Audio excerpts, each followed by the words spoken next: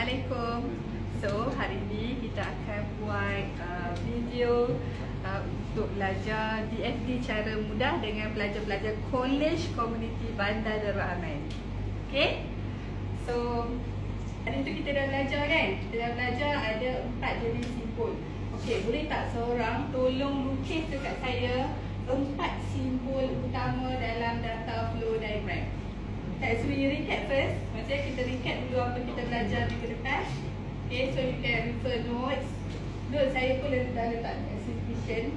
DFD kan, nama penuh DFD apa guys? Data flow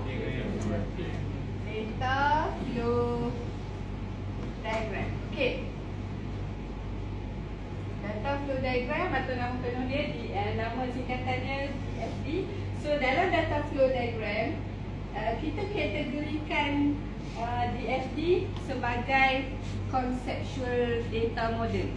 Kenapa conceptual data model? Sebab DFD ni dia dalam bahagian kita tengah plan, kita tengah nak fikir konsep design kita, flow project kita. Kita baru nak fikirkan dia punya what happen, what the main function of DFD, basic dia. So dia dalam kategori konsep conceptual model. Okay. So awak belajar ERD yang lepas kan? Okay. ERD bukan conceptual model, dia adalah logical. Kenapa dia logical? Sebab database memang adalah model logik. Kerana kalau database kan kita wajib, okay, kalau table tu ada 4 data, ID, nama, IC, lagi umur contoh dia. Data tu kita akan guna dalam interface kita, betul tak? Jadi dia mesti logik. Dia tak boleh tiba-tiba 4 data, letak je lah A, B, C, D. Boleh juga kan? Contohnya kalau kita letak data ERD kita A, B, C, D. A stand for ID, B stand for nama, boleh. Tapi isu dia tidak logik. Orang payahlah programmer nak key in data, nak berkomunikasi dengan database tu susah sebab kita tak letak nama data yang betul, yang logik. Okey, kemudian dia ada satu lagi model iaitu physical. Okey, physical data model ni nanti database ERD tadi kita kan akan dulu kamu guna Microsoft Access kan? Junior kamu pakai MySQL. So kita transform ERD tu masuk dalam database yang sebenar. Kita akan set, contohnya ID kita nak set sebagai baca, kita nak set ataupun kita nak set sebagai number, contohnya integer. Okey, nama, baca. Lagi? Apa lagi?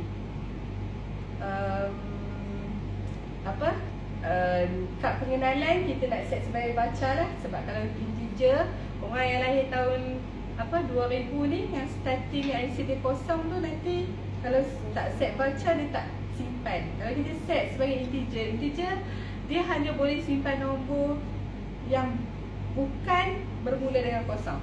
Contohnya kalau postcode kan 0600. So kalau awak set sebagai integer dia hanya simpan 6000. Kosong depan tu dihilang. Jadi logically kita tak boleh set dia sebagai integer. Kita kena tekan baca. Walaupun number kan. So ada setengah data kena baca. Okay, so kita akan buat database, kita akan buat interface. Itu adalah bentuk physical data model. Maksudnya kita boleh nampak interface dia, yang kita sketch, yang kita guna software, kita drag and drop. Contohnya you are belajar web kan? You are belajar web design, you are buat interface, betul? Yang itu dah kategori sebagai physical model lah. Tapi kalau you dah type coding, buat cantik-cantik dia function, simpan dalam database tu, itu bukan physical model. Itu adalah real punya UI lah. Tapi yang kita sketch dulu, tipu-tipu ni, interface tipu-tipu, itu adalah physical data model. Jadi kita di bahagian konsep. Bila bahagian konsep ni, apa maksud dia?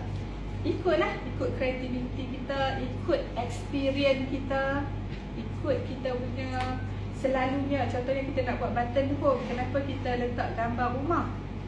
Kan? Kenapa bukan kita letak huruf H? H stand for hospital, betul tak? H simbol hospital, tapi H also home. Jadi tiba-tiba kita nak buat UI baru, kita letak logo home tu huruf H. Orang akan tanya, ni apa simbol hospital ke? Tak, itu adalah simbol home. Tak logik lah. Jadi dalam design kita kena ikut standard. Standard jugalah. Okay, so back to DFD. Can anyone help me to outline 4 symbol of DFD? Boleh? Aiman boleh tak tuliskan simbol dekat saya? Lukis je. Lukis simbol dengan bagi nama dia.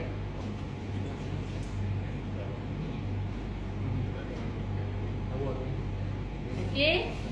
Itu bukan roti tau. Bentuk macam roti kan. Okay, itu simbol apa guys? Proses. Okay, Aiman tulis. Dia orang kata proses.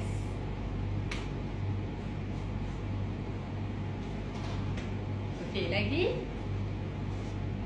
simbol apa? Okay, so kita ada 2 jenis simbol. Satu simbol berjenis Yordon dan satu lagi kita akan pakai gain and salsa. So dalam kelas saya kita akan pakai gain and salsa. Tapi kalau you Google, you jumpa bentuk bulat, itu adalah DFD juga.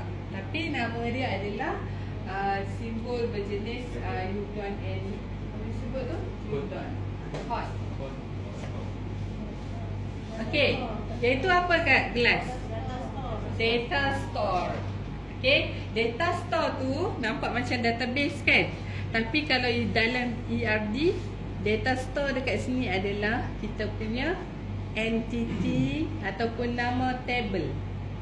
Nama table dalam database kita. Contohnya table pengguna, table booking. So data store dekat sini adalah table. Okay. Okay, satu lagi, ini peta je. Peta biasa, nama dia entity. Entity ya. So, entity dalam DFD tidak sama dengan ERD. Kalau ERD, entity adalah nama table. Kalau DFD, entity ni adalah who is the user, pengguna software kita. Contohnya, saya suruh kamu install apa tadi? Candy Crush. Candy Crush. So, siapa entity kat sini? Pengguna dia. Pemain. Pengguna adalah pemain, betul tak? So, you can call that entity, you boleh bagi nama dia sebagai pemain. Ada orang tak suka panggil pemain, dia nak suruh letak nama pengguna, boleh tak? Boleh juga. Pengguna still pemain lah. Ataupun ada orang dia suka bahasa Inggeris, so dia akan panggil player, a gamer. So dia ikut kita. Sebab tu saya kata kalau dalam DFD ni, dia tak ada macam wajib ikut this one. Dia ikut awak punya logik. Kalau awak rasa apa benda tu logik, apa step untuk buat FDD?